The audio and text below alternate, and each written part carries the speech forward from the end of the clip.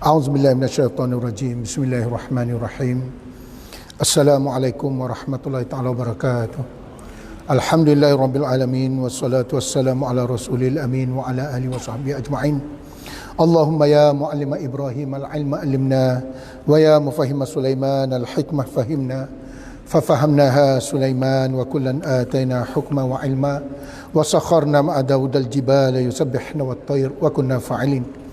Terima kasih pada Tuan Haji selaku pengurusi majlis, Tuan Imam, ahli jawatan kuasa masjid, tuan-tuan dan puan-puan, yang dirahmati Allah sekalian. Alhamdulillah diizinkan oleh Allah Subhanahu Wa Taala untuk saya datang ke kemari dalam sesi kuliah subuh kita insya-Allah, dan tajuk yang ingin dikongsikan bersama dengan tuan-tuan ialah berkaitan dengan tafsir surah Al-Kahfi. Dan surah Al-Kahfi ini terlalu rapat dengan kita. Setiap malam Jumaat ada orang dijadikan rutin untuk dia membaca, dan ada sebahagian di kalangan kita pun dah menghafal. So kurang-kurangnya dah lancar baca dengan lancar, tanpa tengok Quran pun dah boleh ikut. Jadi surah Al-Kahfi ini sebenarnya dikarang oleh guru saya, Syekh Khalid bin Syekh Ibrahim Al-Ibyari rahimahullah, dan meninggal dunia tuan penulis kitab ini. Mudah-mudahan Allah Ta'ala ganjarkan pahala yang sebaiknya untuk penulis atau Tuan Syekh almarhum Syekh Khalid. Meninggalnya pada bulan Januari pada tahun ini, dan saya selaku anak muridnya dapat naskah kitab ini dan saya cuba edit, dan kita bincang dalam kuliah subuh, kuliah maghrib dan sebagainya. Baik, di hadapan kita ialah tafsir surah Al-Kahfi. Secara umumnya surah Kahfi ini, kalau kita tengok Quran, buka tengah-tengah ialah surah Al-Kahfi, dan buka tengah-tengah lagi kita nampak satu tulisan merah, wal yatalattaf, dan katanya itulah perkataan yang tengah-tengah di antara kiri dan kanan, wal yatalattaf, maksudnya lembutlah, lembutlah. Baik, ayatnya ialah 110 ayat, menceritakan kepada kita, saya bagi senario surah ini, menceritakan kepada kita gambaran kehidupan yang berlaku kepada manusia yang menempuh, yang terpaksa menempuh ataupun dipaksa menempuh 4 fitnah kehidupan. Fitnah yang pertama diletaknya ialah fitnah agama, iaitu berlaku kepada tuan cerita ini, Ashabul Kahfi, remaja 7 orang. Ada yang mengatakan 6 orang, ada yang mengatakan 4 orang. Itu Allah Ta'ala saja tahu. 7 orang remaja dihentam oleh pemerintah, lantas mereka diselamatkan oleh Allah. Bukan mereka yang lari, bukan. Allah Ta'ala yang jalurkan, aturkan mereka untuk pergi ke gua. Pergi ke gua tu macam kita lah, PKP lah, ibarat macam tu lah. Tak bertemu dengan orang lah. Kita baru dalam 3 bulan, dia hampir 300 tahun. Bukan hampir lah, 300 tahun. Atau 309 tahun, 309 ikut kalender hijrah. Kalender ni, kalender hijrah 309, kalender Mesir 300 tahun. Katanya yang paling lama dulu Nabi Nuh 40 hari, tapi dia lagi lama 300 tahun ditidurkan. Itu kerana angkara daripada fitnah agama. Kemudian lain cerita sepasnya ialah fitnah harta. 2 orang lelaki diberi kedua-duanya kekayaan, satu belanja di jalan Allah, satu lagi berlagak sombong dengan harta yang dia ada, tunjuk kebunnya begitu hebat dengan duriannya, contohnya macam itulah. Yang ketiga, datang cerita Nabi Musa. Ini fitnah ilmu. Berapa ramai orang memiliki ilmu tapi menggunakan ilmu untuk kepentingan diri dan sebagainya. Dan yang keempat ialah Zulkarnain, fitnah kuasa. Jadi 4 cerita yang ada dalam surah Al-Kahfi ini Allah Ta'ala atur begitu cantik. Dan sebenarnya surah Al-Kahfi ini adalah hujah kepada Nabi SAW apabila kafir Quraisy telah hilang, tak ada lagi hujah nak berdebat dengan Nabi. Habis dah, semua hujah dipatahkan oleh Nabi SAW. Orang Arab jahiliah, dia bukan cerdik pun, dia jahil, dia tak tahu, dia main cara kasar, sembrono macam tu. Ada di kalangan mereka kata, why not kita pergi jumpa orang Yahudi di Madinah, mana-mana tahu mereka itu boleh memberikan kepada kita hujah baru untuk kita mengalahkan Muhammad ini. Mereka pun pergilah sekumpulan atau segerombolan mereka pergi ke Madinah. Jumpa orang Yahudi, pendeta-pendeta Yahudi. Maka orang Yahudi ni memanglah dia dendam dengan Nabi. Kalau kita tengok cerita dalam surah Hasyr, Bani Quraidah, bagaimana mereka berkampung supaya mereka ini Nabi itu lahir dari kalangan mereka. Mereka datang daripada Palestin. Mereka dapat baca dalam kitab mereka bahawasanya seorang Nabi akan lahir, tempatnya sekian-sekian, kawasannya sekian-sekian. Mereka nampak situasinya berlaku di Madinah, lokasinya di Madinah. Maka mereka pun datang berkampung di sana, buatkan satu perkampungan. Mereka mengharapkan keturunan Nabi itu datang daripada mereka, supaya lahir daripada kalangan mereka, kerana mereka berkampung di Madinah tersebut. Sampai macam tu. Tapi alih-alih tengok, Nabi datang bukan dari kalangan Bani Israel, datang dari kalangan orang Arab. Itu yang dia frust dan dia marah. Bila dia marah, orang jahiliyah datang, mereka bagi hujah. Dia kata, kamu tanya Muhammad, kalau dia boleh jawab, dia Nabi. Tak boleh jawab, dia bukan Nabi. Tanyakan tentang Ashabul Kahfi, tanyakan tentang Zulkarnain, tanyakan tentang Ruh. 3 soalan ini. Tanya tentang Ashabul Kahfi, tanyakan tentang Zulkarnain, dan yang ketiga, tanyakan tentang Ruh. 3 perkara ini kalau tidak ada wahyu tak boleh jawab. Kita cerita hantuah bolehlah kelentung sikit-sikit, cerita itu ini boleh. Ini cerita Ashabul Kahfi belum ada diceritakan dalam kalangan pengelipur lara di kalangan orang jahiliyah. Mereka pun pulang ke Madinah, ke Mekah, daripada Madinah pulang ke Mekah, dan dalam keadaan yang ada syarat dengan hujah untuk mengalahkan Muhammad. Bertemu dengan Nabi Muhammad sini, kita ngetih. Okey, tak apa. Aku nak tanya kamu 3 soalan. Dia punya berani, dia macam dia confident. Cuba kamu cerita kepada kami tentang Ashabul Kahfi. Pertama, ceritakan kepada kami tentang Zulkarnain, dan cerita kepada kami tentang Ruh. Nabi kata apa? Tak apa, besok aku jawab. Besok aku jawab. Pasal dia bukan datang daripada Nabi. Kalau datang daripada Nabi, Nabi boleh jawab. Okey, esok aku jawab. Tinggal esok, lusa, tulah, sampai ada mengatakan sampai 15 hari wahyu tak turun. Ada mengatakan sampai 40 hari wahyu tak turun. Jadi orang jahiliyah telah menagih jawapan daripada Nabi. Mana Muhammad? Kamu kata kamu ada jawapan, mana dia?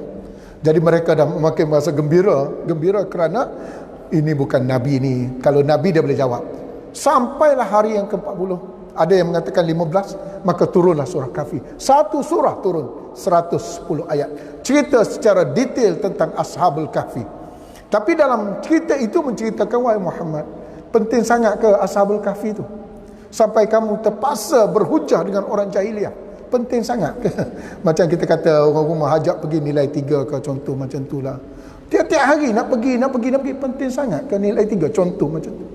Jadi seolah-olah Nabi ni tak dapat fokus kecuali jawab soalan tentang Ashabul Kahfi. Dan am hasibta anna ashabal kahfi war raqim kanu min ayatina ajaba.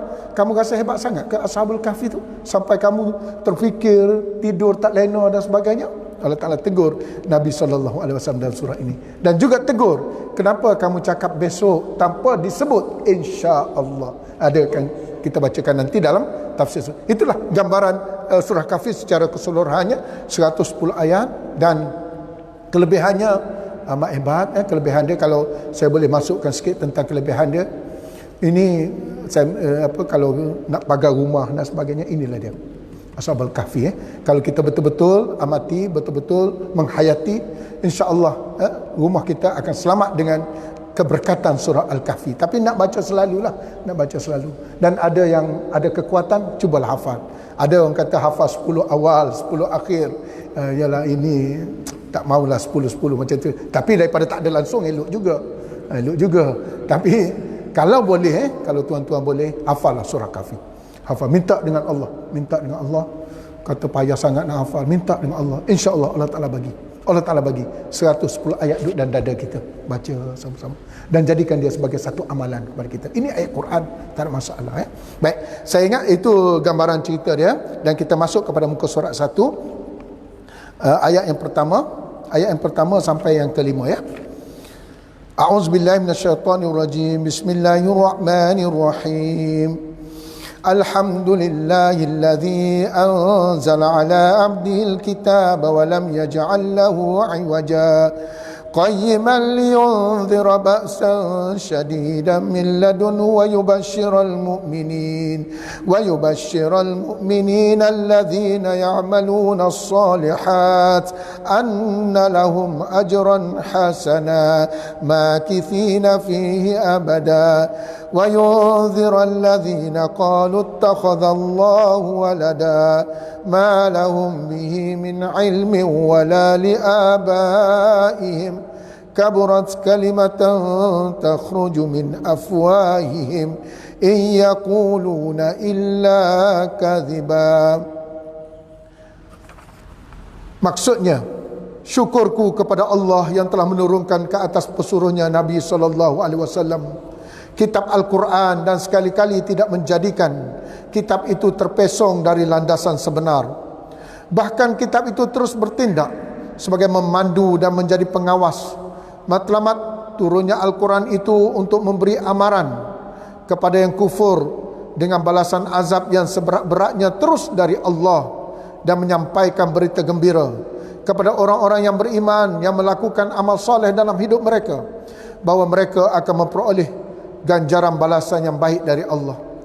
Mereka juga bakal akan kekal menerima balasan baik ini untuk selama-lamanya. Kitab ini juga memberi amaran kerana kepada pemfitnah kufur yang menjaja bahawa Allah mempunyai anak.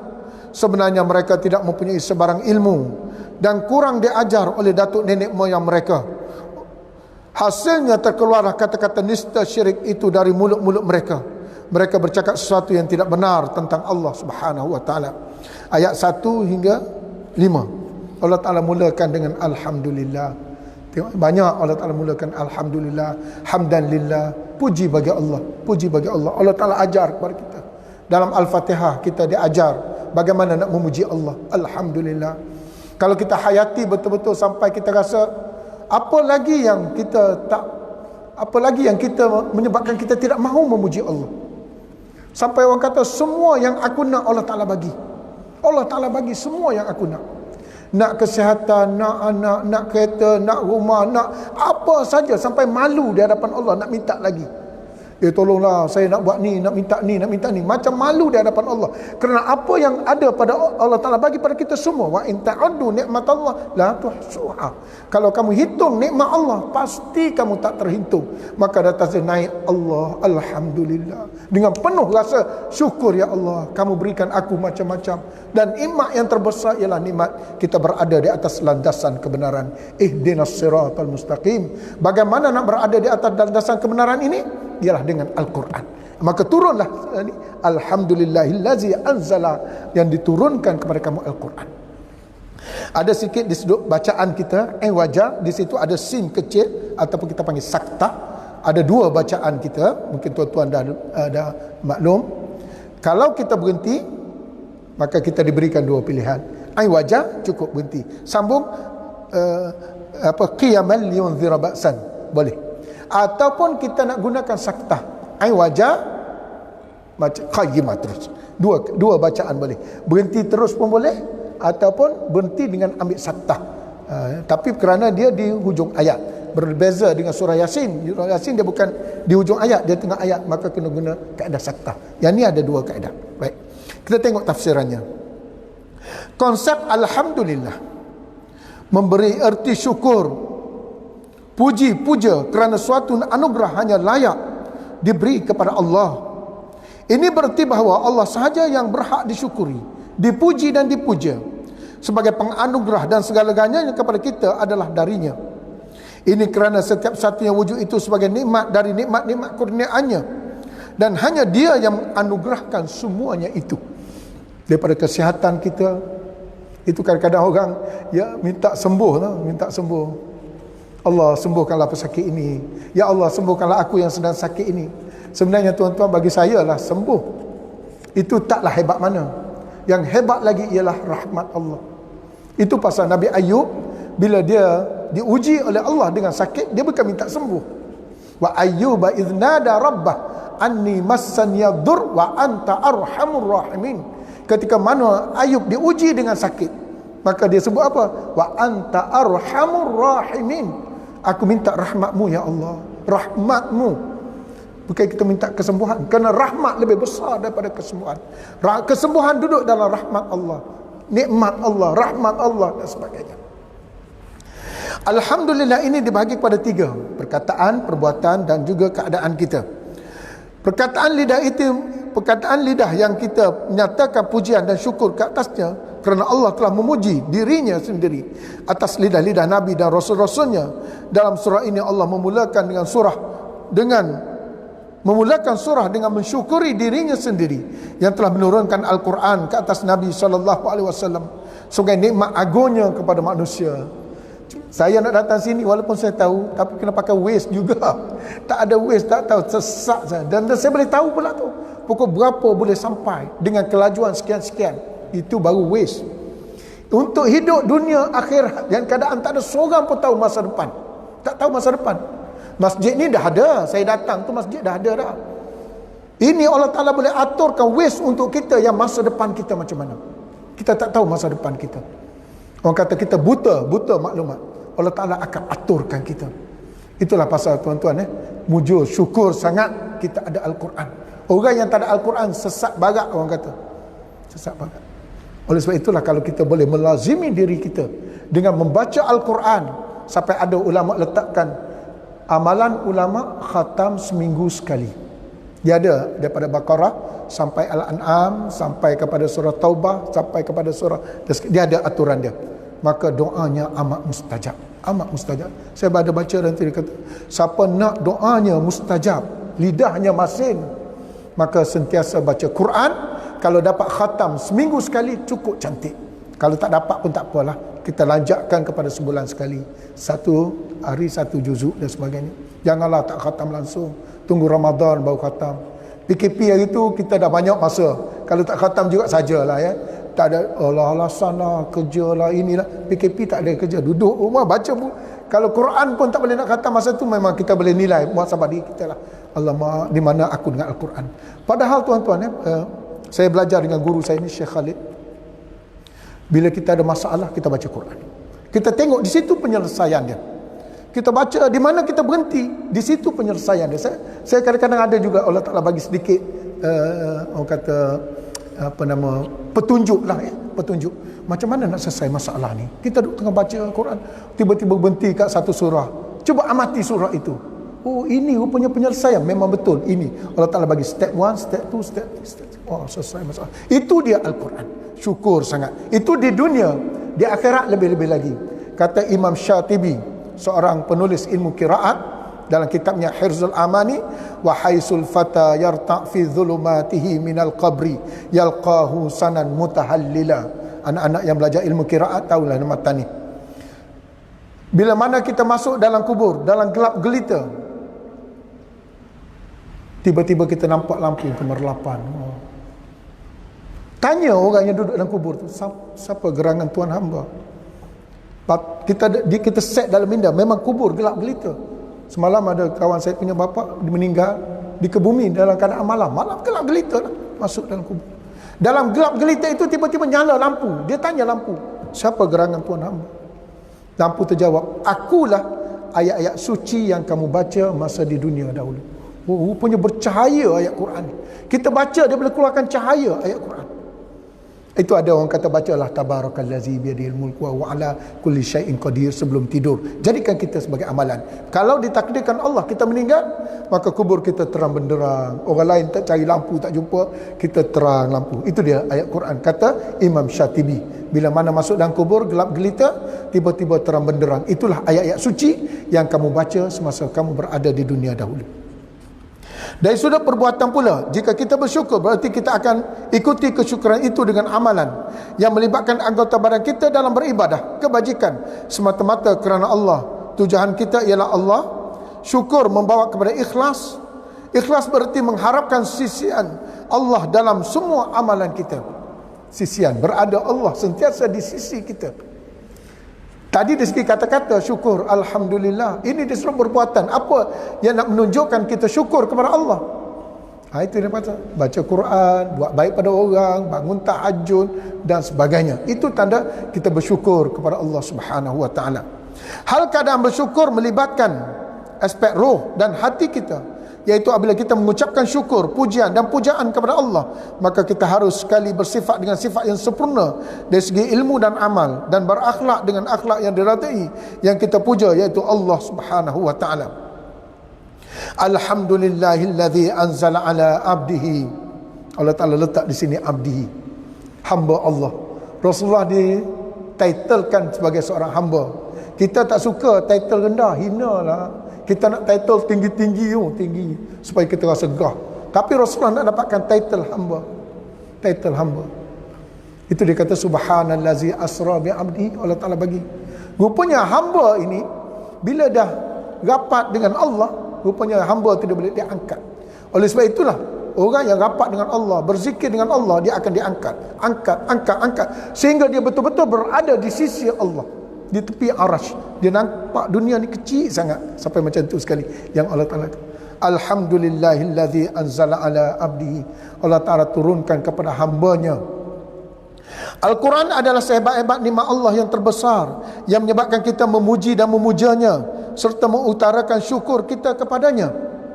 Allah sahaja yang layak dipuji kerana telah menurunkan Al-Quran ke atas Rasulullah untuk semua umat manusia, dan penurunannya adalah sebesar-besar nikmat dari semua nikmat-nikmat yang lain, kerana bimbingan Al-Quran kepada manusia ke arah kebahagiaan dunia dan akhirat. Bagi orang yang belajar bahasa Arab, dia boleh nampak kehebatan Al-Quran. Kita ni tak ada mahir sangat bahasa Arab ni, kita follow aje lah, nak lawan tak boleh. Orang yang Arab, yang pandai bahasa Arab, yang jatuh daripada kuda pun boleh bersajak. Anak-anak belajar, ma lakum takakatum alayya katakakuikum ala zi jinnah ifran ki'u anni. Dia jatuh daripada kuda, dia bersajak macam orang Melaka lah. Di pintu pagar berpantun, pintu depan. Pengantin tu penat nak sampul surat dia jawab pantun. Saya pernah pergi sekali, di pintu pagar dia tutup, makcik tu lah tutup. Pantun dulu, baru buka pintu pagar.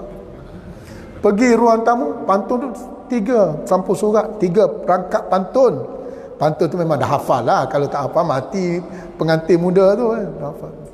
Itu orang Melaka dulu-dulu, sekarang tak ada dah. Orang Arab pun macam tu.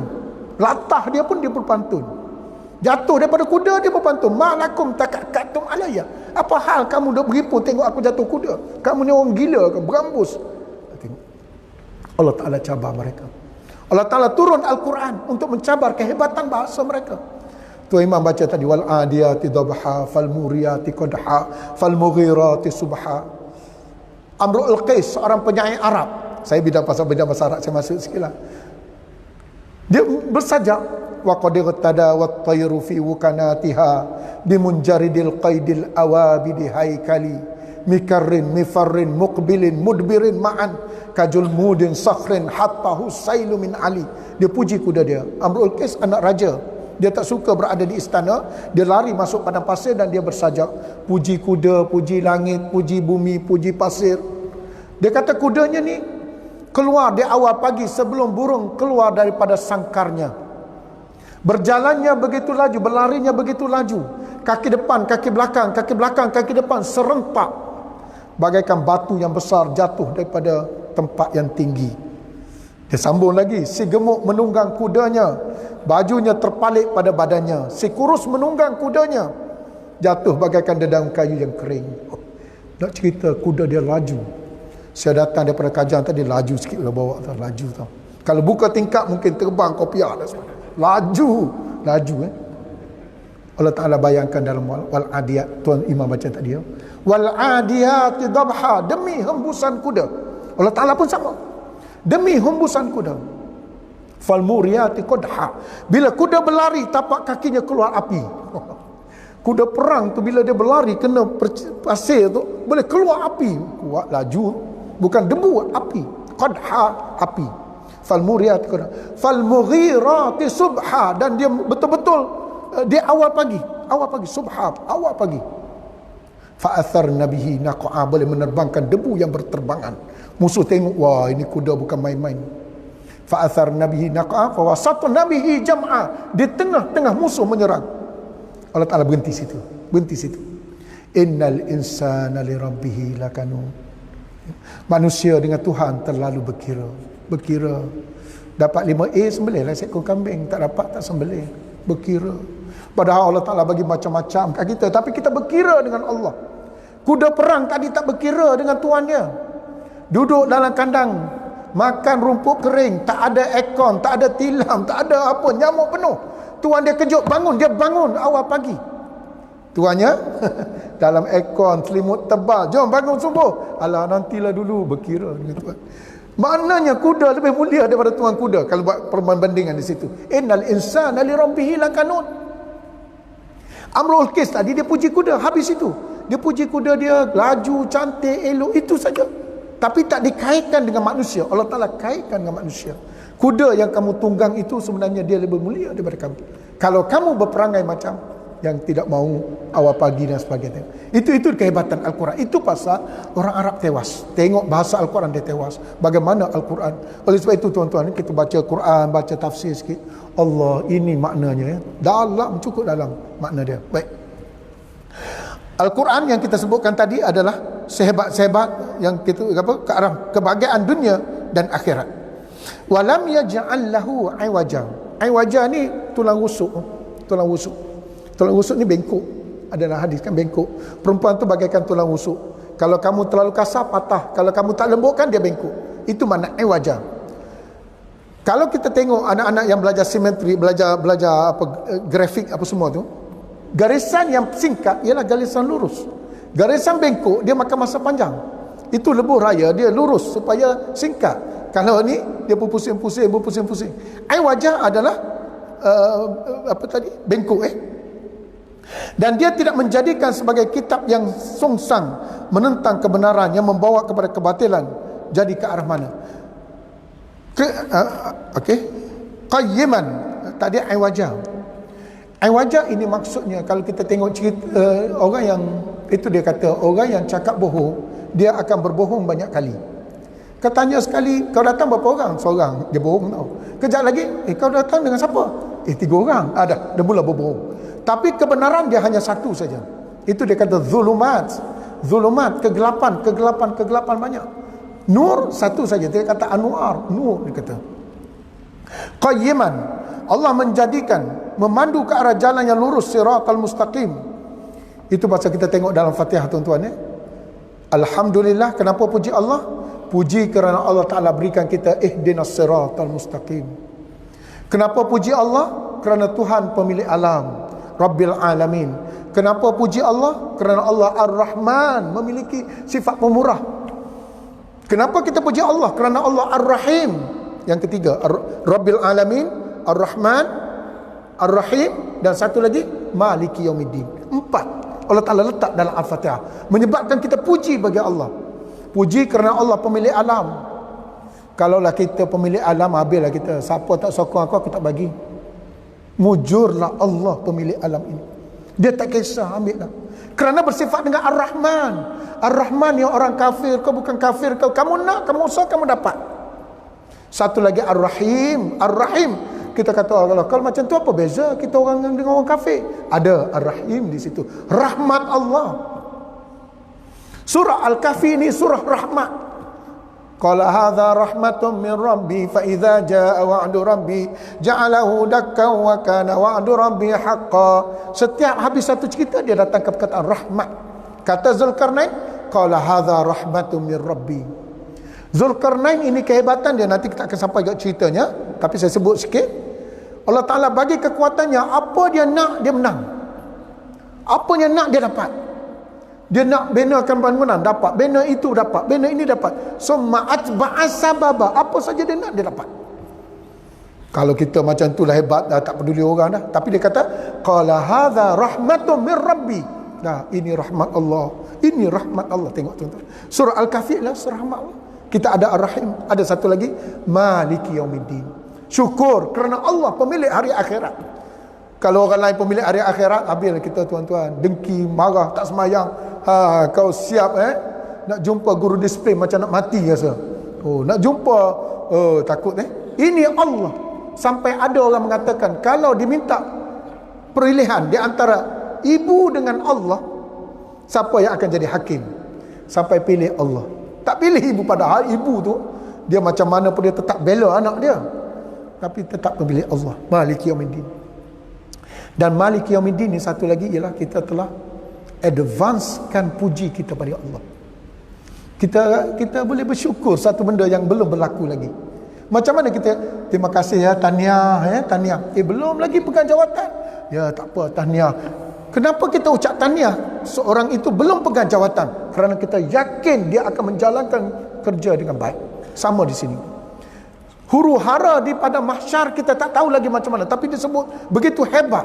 Tapi kenapa kita kata Maliki Yaumiddin? Puji bagi Allah, Tuhan yang pemilik hari pembalasan. Itu yang Nabi Ibrahim dan surah Ibrahim, Rabbi ghafirli wali walidayya walil mu'minin yauma yaqumul hisab. Surah Ibrahim, ada doa Nabi Ibrahim di situ. Nabi Ibrahim ni bapa kepada semua nabi-nabi. Dia macam atuk lah ya, cucu-cucu dia. Kita ni kenapa tanam pokok ni? Alah untuk cucu-cucu lah, saya dah tak dapat. Dia sayang kat cucu dia, tanam pokok durian, tonton dan sebagainya. Nabi Ibrahim pun sama, dia tak tanam durian, dia tanam satu doa, Rabbighfirli wali walidayya walil mu'minin yauma yaqumul hisab. Ya Allah, ampunkanlah aku, dua ibu bapa aku, dan orang yang beriman. Masa bila? Pada hari pembalasan. Doa tu dah advance dulu, belum lagi hari kebangkitan belum berlaku, tapi doa tu dah dibawa ke sana. Bila kita masuk saja ke sana, kamu beriman ke tidak? Ya. Okey, masuk dan doa Nabi Ibrahim. Ada Nabi Ibrahim dah berdoa untuk kamu, masukkan Allah. Itu yang dibaca dalam surah Yasin tu. Dan bila mana orang dah berhimpun, dia sengaja Allah Ta'ala buatkan orang beriman dengan orang kafir ni, dia campur semua, supaya kita rasa nikmat dia. Campur semua. Datang, tak boleh ni kita macam ni, dengan asap, dengan semua ni. Macam mana kita nak ke tepi? Maka datanglah suara, wahai orang yang beriman, kamu ke kanan, sebelah kanan. Orang yang kafir ni pun nak juga sebelah kanan. Wamtazul yauma ayyuhal mujrimun. Ke tepi. Kau jangan nak menyibuk sini, ke tepi. Oh, sedih tuan-tuan.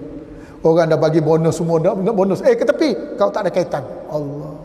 Itu Allah Ta'ala tak nak bercakap, tak nak bersihkan mereka, tak nak pandang muka mereka. Ini yang kita baca dalam surah Yasin tu. Wamtazul yawma ayyuhal mujrimun alam ahad ilaikum ya bani adam alla ta'budu syaitan innahu lakum aduwwum mubin. Aku dah cakap hari tu, kenapa kamu sembah syaitan juga? Berambuslah ke tepi, jangan duduk sini. Itu bagaimana Allah Ta'ala buat gambaran di pada mahsyar. Tapi Nabi Ibrahim dah berdoa supaya selamatkan orang-orang yang beriman dan semua. Liunzira ba'san syadidan min ladun. Tujuan Al-Quran itu sekali lagi untuk memberi khabar amaran kepada mereka yang kufur kepada Allah dengan penyediaan azab yang sangat pedih ke atas mereka, yang didatangkan sendiri oleh Allah, iaitu untuk menghukum mereka yang tidak mau berterima kasih atau bersyukur pada Allah dan menolak Allah walaupun pada hakikatnya mereka adalah ciptaan Allah, ianya meliputi azab di dunia dan di akhirat nanti, dan kedua-duanya sekali. Liunzira ba'san syadidan, untuk memberikan khabar amaran kepada mereka. Itu masalahnya, kamu tak nak ikut, terpulang kepada kamu. Nak beriman, tak nak beriman, terpulang. Tapi kalau tak beriman, siap. Habis. Itu yang ancam tu. Kamu nak datang sekolah, tak datang sekolah, terpulang. Tapi tak datang sekolah, siap. Itu macam pelik juga ayat dia tu. Macam kata bagi pilihan. Nak makan, tak nak makan, terpulang. Tapi tak makan, siap. Jadi mereka berhujah. Pasal apa? Mereka tak ada hujah untuk berhujah berlawan dengan mereka. Kata mereka boleh buat semuanya adalah Allah Ta'ala turunkan, ciptakan mereka dan sebagainya. Wa yubashshira, tengok dia bagi khabar gembira kepada orang beriman. Wa yubashshiral mu'minina alladhina ya'maluna as-salihat anna lahum ajran hasana makithina fihi abada. Dan memberi berita gembira kepada orang yang beriman yang mengerjakan amal soleh bahawa mereka akan beroleh balasan yang baik. Mereka tinggal tetap dalam balasan yang baik itu selama-lamanya. Tengok tuan-tuan, kita tak nampak ganjaran kita datang ke surau, datang ke masjid. Ada nampak dalam buku akaun. Kalau pergi ke bank, cuba tengok berapa baki balance, nampak. Ini tak nampak akaun kita. Cuba tengok akaun pahala kita berapa banyak, tak nampak. Tapi keyakinan kita kepada Allah, setiap kali kita buat perkara yang baik, pasti Allah Ta'ala akan In tansurullah yansurkum. Jika kamu tolong Allah, pasti Allah Ta'ala akan tolong. Itu pasal dalam kita membaca Al-Fatihah sendiri pun, ana inda zanni abdi bi, itu ada satu hadis, aku berdasarkan sangkaan hambaku kepadaku. Apa kita sangka kepada Allah, apa kita sangka pada Allah, itulah Allah yang akan berikan kepada kita. Kalau kita sangka Allah Ta'ala itu boleh bagi 10 sen, 10 sen lah. Kalau kita sangka Allah itu sampai tahap yang cukup tinggi, bagaimana wali-wali Allah, dia boleh sangkaan kepada Allah begitu hebat, sampai dia boleh terbang, boleh bergerak, boleh apa. Itu sangkaan dia kepada Allah, dan itu Allah Ta'ala bagi kepada dia. Iyyaka na'budu wa iyyaka nasta'in. Akan dikau kami sembah, akan dikau kami minta tolong. Minta tolong. Tuan minta tolong ya. Tengoklah minta tolong tu dengan siapa. Ada minta tolong dengan orang AJK, ada minta tolong dengan pengurusi, ada minta tolong dengan CEO, ada minta tolong, kita boleh tengok tau. Minta tolong dengan PM, dengan Agung lain. Kalau minta tolong dengan Agung, contohnya, tak apalah, memang Agung nak tolong. Minta tolong dengan ni, apa nama, jaga tepi, tahulah. Kita bagaimana kita letakkan Allah akan tolong kita tu. Kata kita yakin betul-betul tak apa, Allah Ta'ala akan tolong aku, insya-Allah. Allah Ta'ala akan beri bantuan. Sampai macam tu dia kata, ana inda zanni abdi bi. Itu yang kita kata tadi, amal soleh, keyakinan kita. Allah Ta'ala bagi kabar gembira kepada orang yang beriman. Tujuan kedua ialah memberi kabar gembira kepada orang yang beriman, yang melakukan amal soleh. Iman dan amal. Amal soleh ini dua perkara saja. Pertama, menepati syariat. Yang kedua, niat kerana Allah. Itu saja, dua saja. Sesuatu amalan itu nak jadikan dia amalan soleh, pertama, menepati syariat. Yang kedua, kerana Allah. Kalau buat bukan kerana Allah, tak dapat, bukan amalan soleh. Kalau seseorang itu yang memang kerana Allah tapi tak menepati syariat, tak dapat juga. Mesti dua syarat. Itu disebut sini dalam ayat nanti, innal ladzina amanu wa amilus solihat inna la nudhi'u ajra man ahsana amala. Sesiapa yang buat baik, beramal dengan amal soleh, Allah Ta'ala tak hilangkan. La nudhi', Allah Ta'ala tak hilangkan. Kita buat baik, tak kira berapa pun Allah Ta'ala bantu. Dalam surah Maryam Allah Ta'ala sebut, innal ladzina amanu wa amilus solihati sayaj'alu lahumur rahmanu wudda. Dalam surah Maryam, sesiapa yang beriman dan beramal dengan amalan salih, Allah Ta'ala jadikan semua orang sayang kepada dia. Dalam satu hadis Allah Ta'ala panggil Jibril, Jibril mari sini, kamu kenal tak Fulan bin Fulan ni? Jibril kata, ya kenal. Bagi tahu kepada penduduk langit, aku sayang kat dia. Allah Ta'ala cakap, bagi tahu kepada penduduk langit, aku sayang kepada dia. Maka Jibril pun sebut kepada penduduk langit, Fulan bin Fulan ini Allah sayang, orang Allah, ahlul Quran. Dan suara itu sampai ke bumi, masuk pada hati-hati orang beriman. Oleh sebab itu orang beriman, bila dia tak kenal lagi tahu, tak kenal, bila bertemu antara A dan B, dua-dua beriman, terus rasa macam magnet tahu. Itu tengok tuan-tuan, betul ayat Quran. Padahal kita tak kenal. Saya pernah pergi ke Yugoslavia dululah masa belajar. Immigration tu orang Islam. Yugoslavia masa tu mereka ni tak pegang sangat Islam. Mereka tu yang berlaku Bosnia dan sebagainya. Di immigration dia nak cop pasport saya tu, dia tengok Muslim. Allahu Akbar. Yes. Bahasa Inggeris pun dia tak erti. Sampai macam tu sikit. Dia tengok kita terus datang rasa keimanan, ukhuwah, persaudaraan itu. Itu dia kata. Allah Ta'ala, orang yang beriman dan beramal dengan amal salah, Allah Ta'ala campakkan dalam hati mereka kasih sayang. Wudda ni kasih sayang. Dalam surah Ar-Rahman, surah Maryam. Sebagai ganjaran keimanan mereka dan amal saleh mereka disediakan syurga, dan dengan segala nikmat yang ada di dalamnya, ganjaran ini akan terus berkekalan selama-lamanya kepada mereka. Tuan-tuan, kita beramal dengan amal saleh dalam surah, saya ingat surah Ahqaf ke surah apa ya, bila kita dah masuk syurga, adalah anak kita ni nakal, ditahan oleh immigration tau. Kita dah masuk dah, anak ialah kadang-kadang tudung tak pakai sembahyang, budak-budak biasa dah tertahan kat immigration. Ayah dah masuk syurga dah, ayah dah masuk syurga. Malaikat pergi dekat ayah bapak dia tu, Haji, kenapa ni sedih dah masuk syurga, gembira lah. Apa tak sedih, anak Haji ada kena tahan tu, tak boleh masuk. Kita tak boleh gambar dia macam dunia juga tuan-tuan.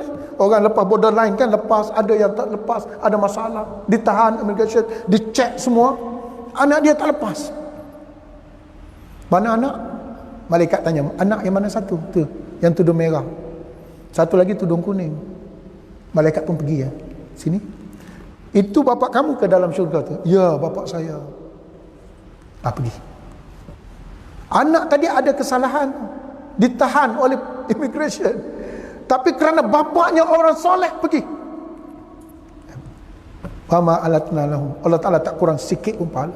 Itulah kelebihan seorang bapa yang soleh, boleh menarik anaknya masuk syurga walaupun anaknya tadi ada sedikit kesilapan. Kenapa? Kerana Allah Ta'ala sedih tengok dia dan kadang tak bergembira. Oh, bila masuk anak baru gembira tengok. Ada sebut, saya lupa surah mana tu, ada sebut ayat tu bagaimana Allah Ta'ala Allah Ta'ala bawa mereka, alhaqna bihim dzurriyyatahum, alhaqna bihim, kami bawakan anak dia masuk. Maksudnya kita masuk dalam syurga dengan satu keluarga, bukan kita seorang. Kecuali kisah Nabi Nuh tu cerita lain, Allah Ta'ala menjadi pengajaran kepada kita. Itu kelebihan amal soleh. وَيُنْذِرَ الَّذِينَ قَالُوا اتَّخَذَ اللَّهُ وَلَدًا مَا لَهُمْ بِهِ مِنْ عِلْمٍ وَلَا لِآبَائِهِمْ. Maksudnya, dan juga Al-Quran itu memberi amaran kepada orang yang berkata Allah mempunyai anak. Sebenarnya mereka tidak mempunyai pengetahuan mengenainya dan tiada juga datuk nenek moyang mereka. Mereka kata Allah berkahwin dengan malaikat, dapat jin. Atau macam-macam dia kata. Atau ataupun Allah dia kata nama Tuhan mereka tu Lata, Manata wal Uzza. Al-Lata, alif lam alif ta, Al-Lata. Al-Manata, alif lam mim nun alif ta. Baik. Orang Arab, perkataan perempuan atau orang perempuan terlalu hina. Budaya Arab jahiliah. Kalau seorang ibu melahirkan anak perempuan, merah muka mereka. Sampai ada disebut dalam cerita-cerita, mereka ni bila mengandung dah sarak nak bersalin, bawa cangkul pergi hujung desa, gali lubang, kangkang dalam tu beranak dalam lubang. Bila beranak tengok laki ke perempuan, kalau lelaki ambil buat balik, kalau perempuan terus timbus tak ada apa. Sampai macam tu sekali, tak nak anak perempuan. Tiba-tiba dia nak jahatkan Allah, dia tukar nama Allah kepada nama perempuan. Kalau kita kata nama nama tak marbutah tu, macam jadi perempuan lah. Al-Mana, Allah, alif lam lam ha, Allah. Dia tambahnya tak, maka jadi perempuan. Al-Lata. Al-Mannan, nama Allah Al-Mannan, Allah Ta'ala Maha Pemberi, tapi dia tambah tak di belakang. Al-Manata, dia tukar. Jadi kamu kata kamu nak sembah Allah, tapi kamu dah tukar nama Allah kepada perempuan, mana secara otomatis kamu menjadikan Allah itu hina. Sampai macam tu sekali. Dia kata Allah Ta'ala ada anak pula, di kalangan jin dah macam-macam dia tuduh Allah. Orang Kristian pun sama, dia kata Allah Ta'ala ada anak. Dalam surah Maryam, tuan-tuan baca, dia tak boleh terima oleh akal bagaimana Maryam tanpa seorang suami boleh melahirkan seorang anak. Dia lupa kuasa Allah. Allah Ta'ala nak tunjuk kekuasaan dia. Nabi Zakaria dibawanya cerita sebelum Maryam. Nabi Zakaria ni orang tua, sudah tua. Wahanal azmu minni, isterinya pula mandul. Boleh tak dapat anak? Fikir sekali macam tak boleh, fikir dua kali logik. Ada suami, ada isteri, dapat anak. Mari aku nak cerita kepada kamu satu cerita yang agak lebih tak logik, iaitu ada ibu tak ada bapa dapat anak, iaitu Maryam. Orang tanya, boleh tak kalau ada perempuan, tak ada perempuan, ada lelaki saja, boleh tak dapat anak? Mungkinlah dia kata ada perempuan mungkin boleh lah untuk mengandung. Kalau tak ada perempuan, ada lelaki saja, boleh tak dapat seorang? Boleh. Hawa datang daripada Adam. Boleh tak kalau tak ada lelaki, tak ada perempuan, datang manusia? Boleh. Adam alaihissalam. Tengok bagaimana Allah Ta'ala buat. Tak ada lelaki, tak ada perempuan, Adam alaihissalam. Ada lelaki, tak ada perempuan, Hawa. Ada perempuan, tak ada lelaki, Isa alaihissalam. Ada lelaki, ada perempuan, kita semua. Cukup 4. Jadi orang tak boleh nak komplain bagaimana Allah Ta'ala tu apa sebagainya. Ini menunjukkan kekuasaan Allah. Tapi mereka tak boleh pergi ke situ, mereka kata Allah Ta'ala itu ada anak. Tujuan ketiga ialah memberi amaran keras kepada pembuat fitnah. Fitnah dah bermula nak cerita fitnah. Dia fitnahkan Allah, mengatakan Allah Ta'ala itu ada anak. Asma'an sammaitumuha, nama-nama yang kamu namakan. Patung tu bukan Tuhan. Kenapa kamu katakan dia nama Tuhan? Sampai orang sembah. Ini bukan aiskrim tuan-tuan, bukan. Mari-mari beli aiskrim. Mana ini dia aiskrim? Apalah kau, ini botol air lah, bukan aiskrim lah. Siapa yang namakan dia aiskrim? Kamulah. Yang menyebabkan orang pergi beli dia. Yang menjadikan orang sembah patung tu, kamu yang namakan dia sebagai Tuhan. Dia bukan Tuhan. Itu dia kata asma'an sammaitumuha, nama yang kamu reka semata-mata. Dia bukan Tuhan pun. Sampai macam tu sekali dia buat patung berhala, dia kata itu Tuhan, marilah sembah. Bukan. Macam orang buat jalan, wes lah jalan. Tu jalan. Ini jalan-jalan. Itu bukan jalan. Itu entah pergi tuju gaung dan sebagainya. Ini jalan yang betul. Ini dia kata asma'an sammaitumuha, kamu reka-reka. Maka itu tujuan Al-Quran memberi amaran keras kepada mereka yang membuat fitnah, yang menyatakan bahawa Allah mempunyai anak. Ianya adalah daripada kumpulan Quraisy yang mendakwa mereka menyembah malaikat yang dikatakan sebagai anak perempuan Allah. Allah Ta'ala kahwin dengan jin dapat malaikat. Ini tuduhan mereka. Trinity juga lah. Trinity.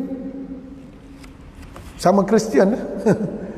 Apa Tuhan Mary campur tiga tu, Trinity. Sebenarnya agama Hindu pun sama. Trimurti, dia kata Trimurti. Vishnu, Krishna, apa campur semua. Tuhan pembuat, Tuhan pemusnah, Tuhan penjaga. Campur dua jadi Tuhan. Trimurti. Dalam istilah dia panggil Trimurti. Kristian Trinity. Ini pun sama. Orang jahiliah pun ada juga Trinity juga. Yang mereka yang dikatakan sebagai anak-anak perempuan Allah, mereka sebenarnya mewarisi dakwah itu dari nenek moyang mereka yang jahil tentang Allah. Mustahil bagi Allah memiliki anak. Kabura maqtan 'indallahi an taqulu ma la kabura kalimatan takhruju min afwahihim in yaquluna illa kadhiba. Maksudnya, besar sungguh perkataan syirik yang keluar daripada mulut mereka. Mereka hanya mengatakan perkara yang dusta. Begitu besar sekali pembohongan mereka, dan apa yang terkeluar daripada mulut mereka semuanya bohong. Di antara perkara yang keluar daripada kekufuran mereka, penyemahan Allah dengan yang lain. Mereka menyamakan seolah-olah perlu ada anak. Mereka kata tadi, macam kita kata qul Allahu ahad, apa semua tadi. Allah Ta'ala itu esa. Kalau dia ada anak, mana-mana lemah, itu saja. Kalau Allah Ta'ala itu tiga, Allah Ta'ala itu lemah. Maha suci Allah daripada bersifat dengan sifat lemah. Baik, sebagai pengajaran kepada surah ini, dalam ayat yang 1 hingga 5 kita baca di awal ni, permulaan surah ini. Yang pertama, Al-Quran adalah sebesar-besar nikmat Allah yang pernah dikurniakan kepada hamba-hambanya. Kitab Al-Quran. Kitab lain, Zabur baik, Taurat baik, dia bukan mukjizat. Dia adalah ilmu panduan. Al-Quran dia mukjizat.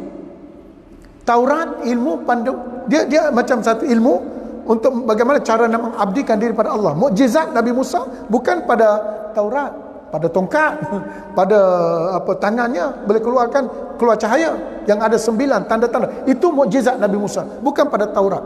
Tapi Al-Quran mukjizat pada dirinya sendiri. Itu sampai sekarang kita tengok orang nak buat macam mana pun tak jadi. Dia nak cuba createkan satu Al-Quran baru, tak jadi. Baca, kalau imam baca salah, tegur terus. Tak kira lah dia baca daripada surah Baqarah ke, surah Kahfi ke, surah ayat-ayat lazim lagi lah. Baca silap, dia tegur. Jadi tak ada ruang untuk dia membina satu Quran baru, tak boleh. Itu dia kehebatan Al-Quran berada pada mukjizat Al-Quran itu sendiri. Yang kedua, Al-Quran sekali-kali tidak menampilkan perkara yang karut, yang tidak berasas. Itulah syukur kita. Baca Al-Quran, kita faham cerita-cerita, semua disebutkan kepada kita satu cerita. Contohnya Ashabul Kahfi. Kita tak tahu bagaimana Ashabul Kahfi. 300 tahun tidur, bila bangun usia macam dia tidur semalam. Ini Uzair dalam surah Al-Imran. Dia lalu satu perkampungan tu dah mati semua. Boleh ke Allah Ta'ala hidupkan balik ni kampung-kampung dah mati ni? Sampai satu tahap dia bawa keldai tu, pegang keldai, duduk bersandar, Allah Ta'ala tidurkan dia. Masa tidur tu matahari atas kepala. Belah kanan ada sandwich lah, macam tu lah, sandwich. Sebelah kiri ni keldai. Tidur. Bila dia terjaga, dia tengok matahari macam waktu asar. Malaikat datang tanya, berapa lama kau tidur Uzair? Taklah, mungkin 2-3 jam kot. Tengok makanan sebelah kanan, boleh makan lagi. Sandwich tu masih boleh makan. Tengok sebelah kiri, keldai dah jadi tulang belulang. Malaikat kata, Uzair, kamu tidur 100 tahun. Allah. Tengok tuan-tuan. Bagaimana Allah Ta'ala buat pada seorang manusia, sebelah kanan boleh bagi makan makanan, sebelah kiri keldai dah jadi tulang belulang. Uzair tak percaya. Cuba kamu buktikan. Maka tulang tadi bertaut, menjadilah seekor keldai. Dapat keldai itu, dia balik ke rumah cari anak dia. Anak dia dah mati. Jumpa cucu dia. Cucu dia usia 40 tahun. Masa dia tinggal tu, masa umur dia 40 tahun, cucu dia dah menjadi 120 tahun. Inilah cerita atuk lebih muda daripada cucu. Cucu 120 tahun, atuknya 40 tahun. Tapi kalau campur 40, campur tu jadi 140 lah. Tapi usia dia macam dia tidur. Tengok bagaimana. Rupanya orang, kita fikir balik, boleh fikir kau ya, kita letak air ikan dalam peti ais ke, daging korban tahun lepas ada lagi kan, saya ada lagi tulang ke, tak potong kan. Boleh masak lagi? Boleh. Kenapa dia tak masak? Masuk dalam peti ais macam semalam kan? Itu konsep dia. Konsep peti ais itu saja. Oh, okeylah. Kita peti ais kita boleh terima. Allah, oh iyakah. Jadi Uzair, orang Yahudi tak boleh terima. Akhirnya mereka kata Uzair anak Allah. Isa anak Allah. Bagi orang Mesir, orang Yahudi kata Uzair itu anak Allah. Kerana telah ditidurkan Allah 100 tahun. Padahal dia tidur sekejap je. Tak panjang kuku, tak panjang rambut, tak panjang. Sama Ashabul Kahfi. 300 tahun tidur dalam keadaan biasa. Dia keluar sebagai seorang rumah remaja. Kalau tidak 300 tahun dah tua, bongkok merangkak keluar. Tak. Macam dia masuk dahulu. Cuma baju dia tu baju lama tau. Orang boleh kenal mata wang yang dia bawa tu mata wang lama. Itu saja. Usia dia, usia masa dia tidur dahulu. Itu dia kehebatan Allah. Oleh sebab itulah tak payah orang nak lawan Allah, tak payahlah ya. Allah Ta'ala maha segalanya. Tetapi membimbing manusia ke arah siratal mustaqim dunia dan akhirat. Ini akan menjelaskan kepada minda kita dan memberi ingatan kepada yang kufur, memberi khabar gembira kepada yang beriman. Dan akhir sekali, menganjurkan supaya kita banyak membaca, berpegang dan beramal dengan Al-Quran. Saya pesan diri saya, tuan-tuan, marilah kita pegang Al-Quran. Biar kita ada satu Al-Quran untuk kita. Kita Al-Quran. Sekarang ni handset pun ada, tak ada masalah. Tapi dalam tu kita sentiasa baca tau, sentiasa baca. Tuan Syekh khatam seminggu sekali. Ini saya kongsi ni, seminggu sekali dia khatam. Petang Khamis dia khatam Al-Quran. Hari Jumaat ada dia mula baca surah Al-Baqarah. Khamis nanti khatam. Tu seminggu satu kali. Syekh Nabhani seorang ulama, dia khatam 3 hari satu kali. Satu hari 10 juzuk, 3 hari khatam 30 juzuk. Tapi tuan-tuan tengoklah kemampuan kita. Kita bukan kata paksa, tak, ikut kemampuan kita. Ada orang baca perlahan. Tapi yang penting, jangan kita lepaskan satu hari pun berlalu tanpa kita baca Quran. Bacalah Quran. Di samping itu kita carilah beberapa ayat-ayat untuk jadikan amalan kita. Surah-surah, umpamanya ada orang nak beramal dengan surah Kahfi, ada orang nak beramal hari Jumaat surah Kahfi, hari Isnin surah Zumar, hari Sabtu surah Yasin, hari Ahad Tabarakallazi, hari Isnin surah Zumar dan sebagainya. Tak apa. Itu amalan dia ambil lah, tak ada masalah. Tapi untuk baca Quran sampai 30 juzuk tu baca. Khatam saja 30 juzuk. Ya Allah, doa dengan setiap berkat yang ada pada ayat ini, setiap huruf yang ada pada ini, setiap memang doa cukup berkat apabila kita khatam 30 juzuk. Tuan-tuan buatlah macam tu. Buatlah. Cari masa. Kalau saya cantik tengok sebulan sekali cantiklah. Kalau rasa paling lengah 2 bulan sekali lah. 2 bulan sekali khatamlah. Satu hizib, anak-anak yang belajar tahfiz satu hizib, bermakna setengah juzuk satu hari. Dalam berapa tu? 6-8 muka surat kan? 20 dalam 10 muka surat macam tu. Lama jugalah. Dekat setengah jam macam tu baca. 1 jam 1 juzuk. 1 jam. Kalau baca laju kita boleh dapat 1 jam 3 juzuk. Itu pulanglah masing-masing. Jadi itulah yang dapat saya kongsikan dengan tuan-tuan pada pagi ini. Sampai kita beramal dengan amal soleh di dunia di akhirat. Mudah-mudahan saya dapat sedikit pahala, tuan-tuan dapat sedikit pahala setelah kita menyelusuri tafsir surah Kahfi ini. Dan kalau ada yang ada kekuatan, boleh dah cuba hafal di antara ayat 1 sampai 5. Cubalah. Mungkin ada yang dah hafal dah, tak apa, teruskanlah hafal lagi. InsyaAllah 110 ayat nanti kalau kita pelan-pelan, tuan-tuan, saya dapatlah hafal sama-sama. Itu saja. Yang baik itu datang daripada Allah, yang lemah tu adalah kelemahan sendiri, mohon ampun dan maaf. A'udzubillahi minasyaitonirrajim. Bismillahirrahmanirrahim. Alhamdulillahirabbil alamin. Wassalatu wassalamu ala rasulil amin wa ala alihi washabbihi ajmain. Allahumma shalli ala sayyidina Muhammadin salatan takunu lana 'ala Allahi baba mashhuda wa an a'da'i hijaban masduda. Allahumma inna nas'aluka al-'azamil maktub min nuri wajhikal 'alal mu'abbad ad-da'imul baqi mukhallad fi qalbi nabiyyika wa rasulika Muhammad. Allahumma inna nas'aluka al-'azam al-wahid wahdatil ahad al-muta'ali an wahdatil kami wal 'adad al-muqaddas an kulli ahad bihaqqi bismillahirrahmanirrahim. Qul huwallahu ahad Allahus samad lam yalid wa lam yulad wa lam yakul lahu kufuwan ahad. An tusalli ala sayyidina Muhammad sirril hayatil wujud was sababil 'azam li kulli mawjud salatan tusabbitu bina fi qulubina al-iman wa tuhaffizuna al-Qur'an wa tufahhimuna minhu al-ayat wa taftahu lana biha nura jannat nuran na'im nuran nazar ila wajhikal karim wa ala alihi wa sahbihi ajma'in wa sallallahu ala sayyidina Muhammadin walhamdulillahi rabbil alamin. Assalamualaikum warahmatullahi taala wabarakatuh.